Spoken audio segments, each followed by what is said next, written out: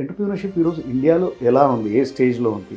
ఎలా ఉన్నాము and what are the gaps? మనం నెక్స్ట్ లెవెల్‌కి ఎలా వెళ్ళగలుగుతాం? చాలా మంది స్టార్టప్స్ స్కేల్ అప్ చేయడం కోసం, సీడ్ ఫండ్ కోసం, ఫైనాన్స్ కోసం ఎదురు చూస్తుంటారు. స్టార్టప్ ఫెయిల్యూర్ ఎంత శాతం అంటే 90% అబౌవ్ 96% అంట.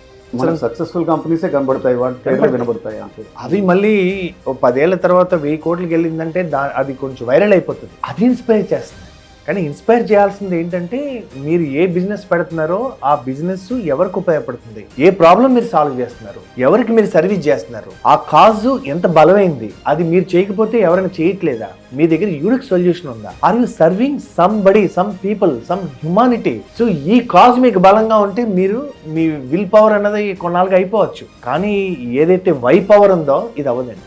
అందుకని మీరు ఏం చేస్తున్నారు అనేది చాలా చిన్న విషయం. అది ఎందుకు చేస్తున్నారు అనేది బలంగా ఉంటే ఒక ప్రొడక్ట్ ఫెయిల్ అయితే ఇంకో ప్రొడక్ట్ పట్టుకుంటారు. మనం మోటివేట్ అవుతాం వేరే వాళ్ళని చూస్తే. లేదా మనకు ప్యాషన్ ఉంటుంది, I don't want to work under anybody అని.